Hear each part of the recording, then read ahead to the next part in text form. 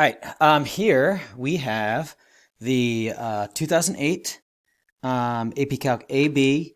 It's Form B, question number 6.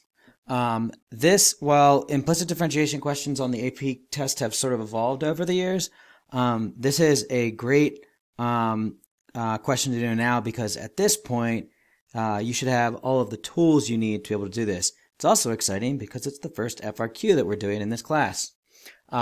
So I will read through it and I will do all the problems. If you want to try them before I do them, the way that we do with board work type problems, then that would be good practice for you.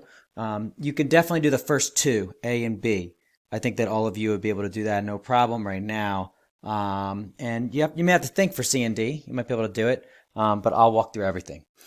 So, part A. First thing I want to do is show that the slope is equal to this thing. So I got to use implicit differentiation. So I will rewrite the curve x squared plus 2x plus y to the fourth plus 4y equals 5. And now I'm going to derive with respect to x. I'll say this one's nice because they tell us the answer, right? They say show that this is the derivative. They don't say find it, right? So it makes it a little bit easier because I can check to see if what I do gets me to the right answer at the end.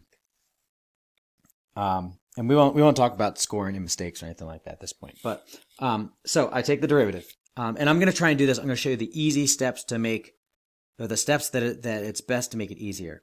So let's go 2x. That's the derivative of the x squared, plus the derivative of the 2 is 2.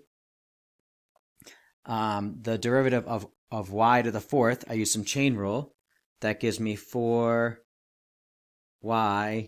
cubed times the inner derivative is dy dx. That's because I'm taking the derivative with respect to x.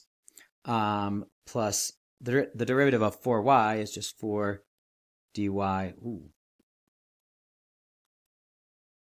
dx. And then the right side of the derivative of 5 is 0. I'm going to simplify it, but I'm going to look at everything. Well, actually, I'll do all that. So I get 2x plus 2 plus 4y cubed dy dx plus 4 dy dx is equal to 0. Now, I could solve for it in the way that I normally would, or I could look at it and say, oh, snap, everything is divisible by 2. And I can make this more simple if I divide everything by 2. So that's what I'm going to do right now. Divide it by 2. That gives me x plus 1 plus 2y cubed dy dx plus divide that by 2. I get 2 dy dx equals 0. Now I'll come over here. I'm going to take these two terms and move them to the other side. So that gives me, and I'll write, oops.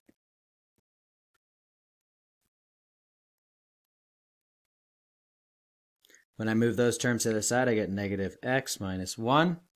From there, I'm kind of doing two steps in once. I got this guy right here. Those are the only terms with dy dx's. So now I need to kind of ignore this and say to myself, what would go in this bracket, or in these brackets, to give me what I have right here? And I would get 2y cubed plus 2.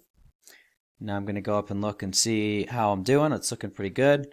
Now I just need to divide by the 2y cubed plus 2. I get dy dx is equal to negative x minus 1 over 2y cubed plus 2. Now that's not really the way, that's not the way that they have it written there. So I need to take one more step and then recognize that if I factor my negative out, I get this. And if I factor my 2 out, I get this. So I get equals, and I do want to make sure that I have what they have. Negative, open parentheses, x plus 1 over 2, open parentheses, y cubed plus 1, close. Check. Part A done. I get my points for it. Hopefully you're good with that. Now I'll go on to part B. So I brought a copy of this down here. So 1, I've got my answer here. 2, they actually tell me the slope right there, right? I want to write the equation of the tangent line to the curve at -2, 1. So anytime I see tangent line, I write y minus y1 equals m times x minus x1. X1, well, that is this, -2. And then y1 is the other part of that coordinate. So I don't have to do any work for it. Sometimes I do. So I go like that. And now the notation that I showed you earlier, if I write dy dx and do a bar like that, and if I make some parentheses like a coordinate and write -2, 1, what that means is dy dx evaluated at, which means plug in, -2, 1. So I just got to plug them in here. And be careful, I'm going to make a little x, y, so I don't mess it up. So I get equals negative. All right, I got -2 plus 1 over 2 times 1 cubed is 1 plus 1, which gives me negative 1 over 4, so a positive 1/4. Is that correct? Yep. So I get m is a positive 1/4. So this is my m. And now I just need to plug everything into my point slope form. So I get y minus y1 equals m times x. Oh, come on, man. I get y minus 1 equals m, which is 1/4 times x minus -2, so it's a plus 2. I can leave it in point slope and we'll get full credit. So now I got A and B done. So next one, find the coordinates of the 2 points. Oh, so they tell me there are 2. Okay. On the curve where the line tangent to the curve is vertical. Vertical. That means I have an undefined slope. Just as a sidebar, slope, m, is usually delta y over delta x. If I've got a line that goes straight up, notice the delta x is 0. Well, there's a reason why we use dy dx, because it's the instantaneous version of delta y over delta x. Now, if my delta x is 0, then that would imply that the dx is 0, right? So in this fraction right here, this is representative of the dx, this denominator. So if I set the denominator equal to 0, then we get a vertical tangent line. And that should make sense with this, right? Because if I've got any delta x, if delta x is a number not equal to 0, then it'll be sideways. But if delta x is 0, it'll go straight up. So therefore I make the bottom, which is the dx, be 0. So I can say 2 times y cubed plus 1 equals 0. Divide by 2. Y cubed plus 1 equals 0. And then y cubed equals -1. You may say, oh, it can't be negative, but that's only true for even exponents. Y, if I cube root this, is -1. That's because -1 times -1 times -1 is that. Double negative, positive, and then this guy's left over.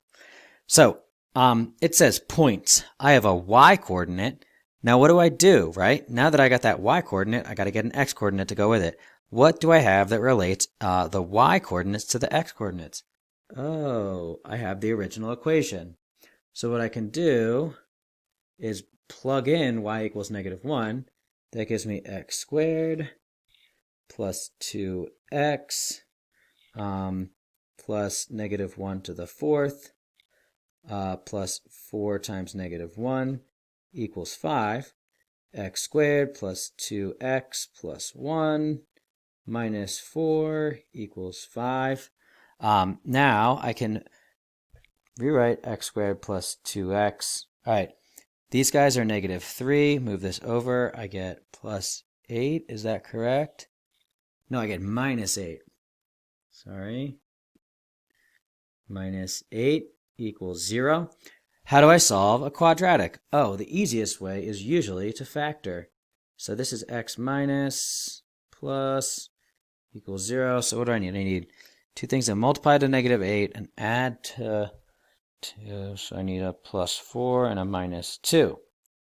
What that tells me, I'll come over here, is x equals negative 4 and x equals 2. Go with this y equal negative 1. So that, combined with this, gives me a pair of coordinates. Negative 4, the x value, with negative 1, the y, and 2 along with negative 1. So notice I got 2 points, and it matches what they said there. This one is very similar. They ask, is it possible for it to have a horizontal tangent when it intersects the x-axis? So the horizontal tangent means dy dx would have to be equal to 0.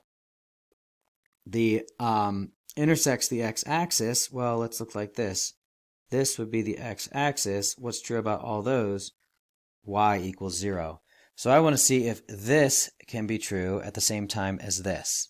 So the easiest way to do this, I think, there's kind of two ways, is to look at dy dx and set it equal to 0. So if I have dy dx equal to 0, that means negative x plus 1 over 2 y cubed plus 1 equals 0. Now, how do I make a fraction 0? Well, I can focus just on the top. So this would be the same as negative x plus 1 equals 0, which means that I could divide by negative 1 and get that x plus 1 is 0. Subtract 1 from both sides and get x equals negative 1. So that's one thing that I'm going to use. Now I've got y equals 0. So what I can do is plug both of them in to this equation right here and see if I get, this is blah, blah, blah equal to 5. So if I plug in x equals negative 1 and y equals 0 to this thing, and I get a 5 on the left side, then I know that point is part of this graph. If I get like 12 or 17 or 6 or 0 or something else, then I know that it's not a point of this graph. And I know that in order to have these two conditions, the blue one and the green one, be true, I need to have each of these two pieces be true. So what I'm going to do is plug in negative 1 squared minus 2 plus 0 to the 4th plus 4 times 0. Is that equal to 5? Well, let me see what we got here. We got 1 minus 2. Is that equal to 5? Negative 1 equal to 5? No. Impossible.